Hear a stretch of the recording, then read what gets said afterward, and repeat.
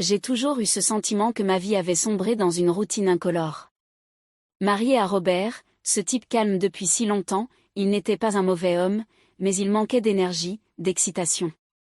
Notre vie semblait tourner dans le même travail monotone en boucle, chez lui, allongé sur le canapé en train de regarder le football ou les Green News. Moi, j'ai fait semblant d'être toujours présente, mais la vérité était que mon esprit s'était déjà égaré il y a longtemps. J'avais l'impression qu'il manquait quelque chose qui me ferait me sentir à nouveau vivante. Puis, tout a changé. Je revenais d'un voyage de travail, une convention commerciale à Sao Paulo. Le patron a insisté pour que j'y aille, en disant que j'étais l'employée la plus prometteuse. C'était un mensonge, il voulait juste que je quitte le bureau pendant quelques jours, mais bon, j'ai accepté et j'y suis allée. L'événement était ennuyeux, plein de gens snobs et de gens d'affaires utilisant de gros mots comme s'ils sauvaient le monde. La seule partie intéressante était la fin de la journée, lorsque les boissons commençaient à couler et que les gens se détendaient.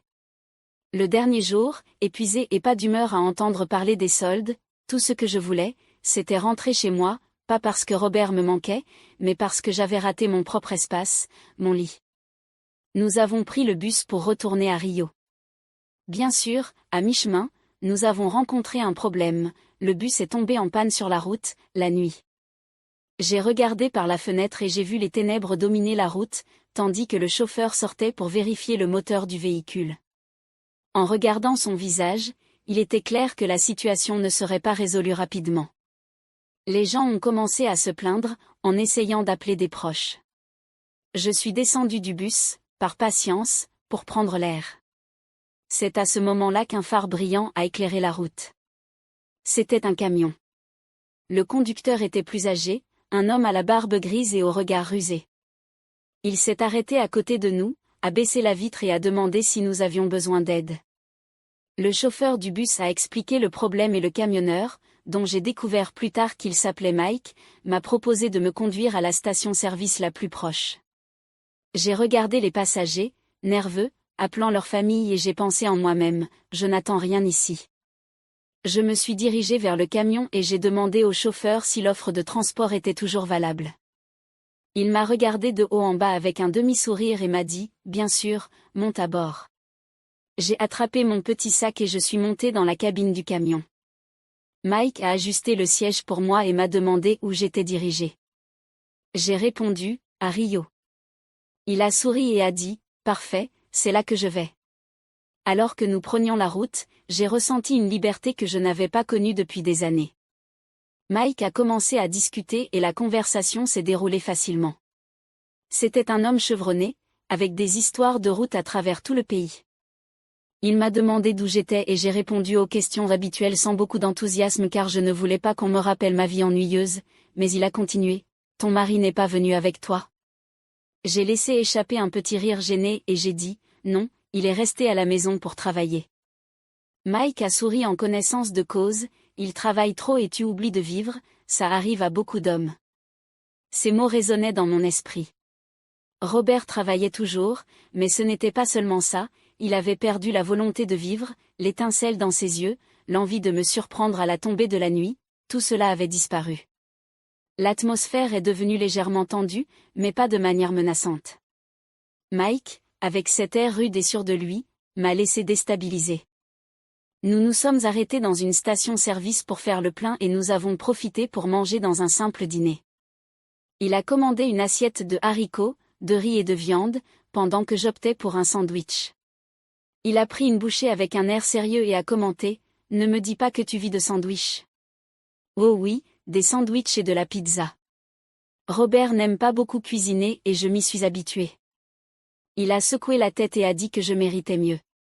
Tu sais, le commentaire de Mike était venu avec un ton enjoué, mais il y avait un soupçon de vérité.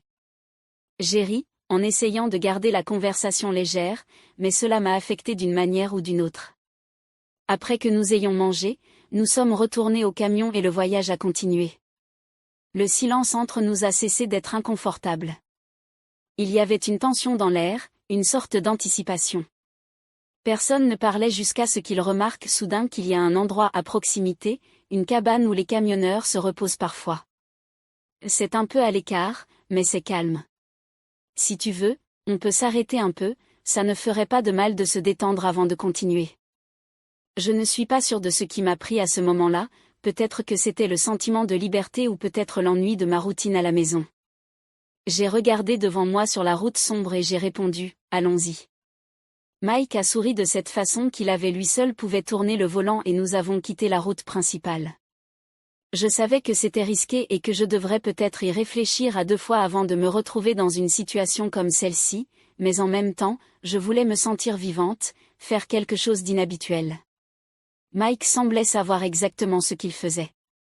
La cabane était simple, une structure en bois entourée d'arbres bien cachés avec une faible lumière accrochée à l'entrée. Mike a ouvert la porte avec confiance. À l'intérieur, il n'y avait qu'un vieux lit, une table et rien d'autre, mais pour moi, c'était comme l'endroit parfait. J'avais soif, alors il a demandé de l'eau, en attrapant une bouteille de son sac. J'ai secoué la tête, mais ce n'était pas la soif, j'avais l'impression que c'était un mélange de curiosité et d'une certaine sorte d'excitation que je ne pouvais pas vraiment nommer. Mike s'est rapproché, me regardant attentivement et l'air entre nous devenait épais. Sans un mot, il a mis sa main autour de ma taille et m'a tiré plus près. Il n'y avait pas de retour dans cette cabane isolée. J'ai oublié Robert, j'ai oublié ma vie ennuyeuse et je me suis laissé aller. Mike m'a regardé avec une intensité que je n'avais jamais vue auparavant, ça faisait longtemps que je ne l'avais pas vu et même si je savais que c'était mal, je le voulais plus que tout à ce moment-là. Tout s'est passé là-bas sans hâte, mais avec une urgence silencieuse. Je savais ce que je faisais et je savais aussi qu'une fois rentré chez moi, rien ne serait plus pareil. À l'autre bout du monde, tout là-bas, à côté de Mike, avec la route qui passait et les lumières projetant des ombres à travers la fenêtre, j'ai ressenti une chaleur, une sensation que je n'avais pas ressentie depuis des années, quelque chose de plus fort, de plus vivant, comme si quelque chose était sur le point d'exploser en moi. Ce qui s'est passé dans cette cabane était ce que j'avais cherché tout ce temps sans même m'en rendre compte. Mais revenons là où tout a commencé à prendre sens. Après avoir quitté la cabane, Mike et moi étions assis en silence, écoutant simplement le moteur du camion et le bruit des pneus sur le chemin de terre. C'était comme si tout avait déjà été dit, tout s'est passé exactement comme c'était censé se passer. Il n'y avait plus rien à dire. Je lui ai jeté un regard de côté et parfois il me rendait mon regard avec ce sourire complice de quelqu'un qui sait ce qu'il a fait et ne se soucie pas des conséquences. Étrangement, je me sentais à l'aise avec tout ça. « Tout va bien là-bas ?» demanda-t-il au bout d'un moment, ses yeux toujours fixés sur la route. « Ouais, et toi ?» répondis-je en essayant de paraître indifférente, mais avec un sourire sur mon visage. Je ne savais pas s'il essayait d'entamer une conversation ou simplement de briser le silence. « C'est toujours une belle vie sur la route, c'est comme ça, tu sais, tu vas rencontrer de nouvelles personnes et avancer sans attendre, pas d'attachement. » Je n'ai pas répondu, je ne savais pas si c'était ce qu'il voulait entendre de moi, mais honnêtement, je m'en fichais de prolonger la conversation. Mike n'était qu'un instant, une pause dans ma réalité et pour être honnête, c'était suffisant pour moi. Nous sommes arrivés à Rio de Janeiro le matin et il m'a déposé à un endroit proche de chez moi pour ne pas me faire marcher seul. Avant de sortir, je lui ai fait un dernier sourire, un sourire de gratitude de quelqu'un qui savait que c'était bien, mais que ça se terminait là. « Merci pour le trajet », ai-je dit en posant ma main sur la porte. « Pas de problème, Miss, bonne continuation », a-t-il répondu d'une manière calme, sans essayer de prolonger les choses. Mike savait que ce qui avait commencé sur la route se terminait là et je le savais aussi. En marchant sur le trottoir, j'ai senti la chaleur de Rio, l'air de la nuit, tout semblait pareil, les rues, la faible lueur des lampadaires, l'odeur lointaine de l'océan, mais à l'intérieur, rien n'était pareil. Je suis entrée dans la maison et j'ai vu Robert étendu sur le canapé comme d'habitude, endormi. La pizza qu'il avait dû commander était sur la table, froide avec une bouchée manquante et la télé passait sur une chaîne aléatoire. C'était l'image parfaite de ce que ma vie avec lui était devenue, pensais-je en fermant doucement la porte pour éviter de le réveiller. Je montais dans notre chambre en silence et me dirigeais tout droit à la salle de bain. J'ai allumé la douche et j'ai laissé l'eau chaude couler sur moi. Je restais là, perdu dans mes pensées, revivant tout ce qui s'était passé avec Mike. Ce qui s'est passé avec Mike cette nuit-là ne m'a pas fait me sentir coupable, au contraire, cela m'a laissé un étrange sentiment de liberté, une satisfaction que je ne connaissais même pas. J'avais besoin que l'eau coule sur mon corps, mais cela ne semblait pas effacer ce que je ressentais. Je savais qu'après cette nuit, quelque chose en moi avait changé pour toujours et honnêtement, je n'étais pas disposée à m'accrocher au passé. Dans les jours qui ont suivi, je suis revenue à la routine habituelle, me réveillant tôt, préparant du café et donnant à Robert un baiser d'adieu sur le front avant de partir au travail. Parfois, il me regardait avec ce sourire idiot comme s'il croyait que tout était parfait. Je lui rendais juste son regard, mais au fond de moi, je pensais qu'il n'avait aucune idée de qui j'étais vraiment. « Tout va bien mon amour ?» me demandait-il chaque fois qu'il remarquait que j'étais plus calme. Je répondais automatiquement, oui, juste fatiguée, mais au fond, je savais que quelque chose en moi avait changé depuis cette nuit avec Mike. J'ai commencé à regarder Robert avec une nouvelle perspective. Il semblait toujours tellement déconnecté, concentré sur les factures, le travail, les tâches du week-end et moi, je faisais juste semblant de m'en soucier. Une nuit, alors qu'il était allongé sur le canapé en train de regarder la télévision, je me suis retrouvée à regarder mon téléphone et je suis tombée sur un message d'une amie, Denise. Elle faisait partie de celles qui savaient tout et tout le monde était toujours au courant, mais j'avais confiance en elle. « Et tu ne vas pas croire qui j'ai vu aujourd'hui ?» le message disait. Curieuse, j'ai répondu, « Qui ?» Ce chauffeur de camion, Mike, celui qui t'a emmené en voiture, il était là, plein de confiance, riant bruyamment avec des amis dans un bar. Mon cœur s'est emballé à se souvenir de lui, remuant une chaleur que je ne pouvais pas vraiment expliquer. J'ai rapidement répondu, incapable de cacher mon intérêt. Denise a répondu, « Oh, il ne m'a pas vu, mais il était là, en train de boire de la bière et de parler fort tout comme lui. » J'ai ri tout seul en me rappelant que Mike ne passait jamais inaperçu, que sa confiance et son assurance étaient presque irrésistibles et même si j'avais une vie établie avec Robert, je ne pouvais pas éviter que mes pensées reviennent à Mike. Quelques semaines plus tard, en rentrant du travail, ce même sentiment d'ennui a commencé à m'étouffer. Robert m'avait envoyé un texto disant qu'il travaillerait tard comme toujours. Il pensait qu'il était utile, mais pour moi, c'était juste une autre façon pour lui d'échapper à la triste réalité qu'il avait créée. « Vas-y imbécile », pensais-je en supprimant le message et en me laissant tomber sur le canapé. La routine me tuait et mes pensées dérivaient inévitablement vers Mike. Un de ces jours où je n'avais rien à faire à la maison, j'ai envoyé un message à Denise, « Allons à la plage ce soir, je dois sortir. » Elle a répondu rapidement, excitée et nous avons fixé un rendez-vous dans un bar. C'était exactement ce dont j'avais besoin, une soirée de bière et de musique. Peut-être qu'avec un peu de chance, je croiserai à nouveau Mike. En arrivant à la plage, l'ambiance m'a attirée avec des rubans de rire et de musique tout autour. Denise et moi avons commandé une bière et elle m'a déjà fait boire un peu ivre, elle m'a donné un coup de coude, « Tu sais que tu n'es pas obligé de vivre comme ça, n'est-ce pas ? C'est vrai, tu peux en sortir de temps en temps. » Et comme si le destin jouait là-bas, au fond du bar, j'ai vu Mike assis avec des amis, une bière à la main, en train de rire comme toujours. Cela faisait un certain temps depuis cette nuit dans la cabane avec lui, mais le voir là-bas me faisait sentir comme si rien n'avait changé. C'était comme s'il y avait deux versions de moi, la femme que Robert pensait connaître et celle qui portait un secret, quelque chose qui ajoutait une saveur plus intéressante à ma vie quotidienne. Quelque temps plus tard, en revenant du travail, j'ai reçu un message inattendu. Ce n'était pas de Robert qui m'avait fait savoir qu'il travaillerait tard, mais de Mike. « Je pense à toi aujourd'hui. » Mon cœur a raté un battement et je suis restée là à regarder mon téléphone ne sachant pas quoi répondre. Une partie de moi savait que la meilleure chose serait de laisser tranquille le fait que ce que nous avions était déjà suffisant.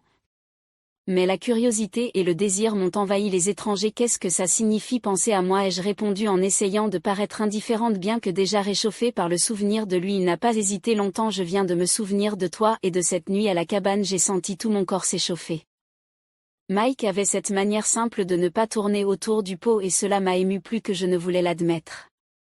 Mike, tu sais que nous ne pouvons pas continuer comme ça tout le temps, ai-je répondu en essayant de me retenir tout en ressentant mes défenses s'effondrer déjà. Il était direct, je sais que je ne demande rien de sérieux, tu viens juste de me traverser l'esprit, on peut le faire comme avant sans aucune condition. J'ai souri sans même m'en rendre compte. Mike savait exactement comment m'atteindre même de loin mais je devais sauver les apparences, je ne pouvais pas quitter la maison à tout moment sans Éveiller les soupçons, nous verrons. Je suis occupé. Mais qui s'étais-je répondu en lançant une réponse vague sans trop m'engager. Il a répondu avec ce sourire en noix. La conversation s'est terminée là, mais je connaissais l'histoire, c'était loin d'être fini.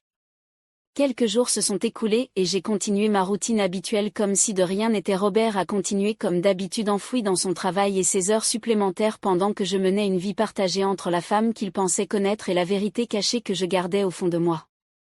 Le message de Mike résonnait encore en moi comme si cela avait réveillé quelque chose que j'avais essayé d'enterrer. Un vendredi, Robert m'a envoyé un message disant qu'il resterait plus longtemps au bureau pour une réunion importante. J'y étais déjà habitué. J'ai vu ma chance et j'ai hésité à contacter Mike, mais l'impulsion a pris le meilleur de moi. C'était cette idée de se retrouver qui était toujours allumée. J'ai tapé d'accord en anticipant sa réponse. Et bien sûr mon bébé, dis-moi juste où et quand et je serai là. J'ai choisi un motel discret loin des endroits où Robert et moi allons habituellement. Mike a tout de suite accepté. Je viendrai te chercher plus tard, a-t-il suggéré. À l'heure convenue, il est arrivé dans son camion.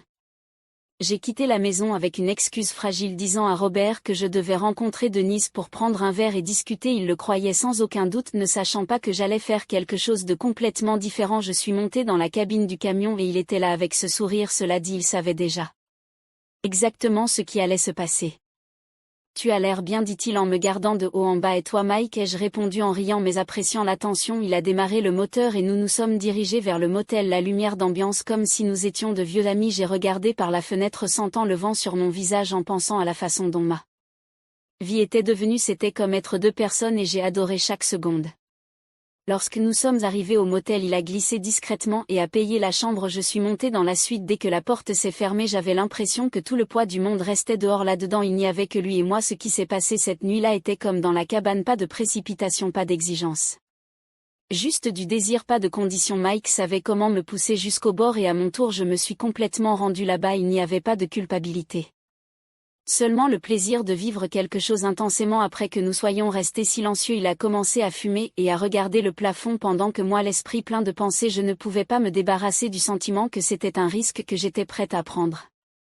Alors mon bébé, comment va la vie, a-t-il demandé en soufflant la fumée lentement. Comme toujours, j'ai répondu à Robert en pensant que tout allait bien pendant que je vivais une vie qu'il ne pouvait même pas imaginer. David a dit, ce type est un imbécile, mais si ça marche pour toi, ça marche pour moi. J'ai ri avec lui sachant qu'il avait raison. Robert avait confiance en moi plus qu'il ne le devrait et cette confiance était la clé de ma liberté. C'était un jeu dangereux mais j'étais prête à y jouer. À la fin de la nuit, David m'a déposé à la maison. Je suis descendu du camion en jetant un dernier regard sachant que ce ne serait pas le cas. C'était notre dernière réunion. Je suis entrée et j'ai trouvé Robert endormi sur le canapé. La pizza qu'il avait commandée toujours sur la table froide. Je le regardais avec une lueur de pitié mais pas de culpabilité. Pour moi, c'était juste le gars qui me soutenait jouant son rôle sans jamais se douter de la vérité. Je suis montée dans la chambre, je me suis déshabillée et je me suis dirigée directement vers la douche avec l'eau qui coulait. J'ai pensé à tout ce qui s'était passé.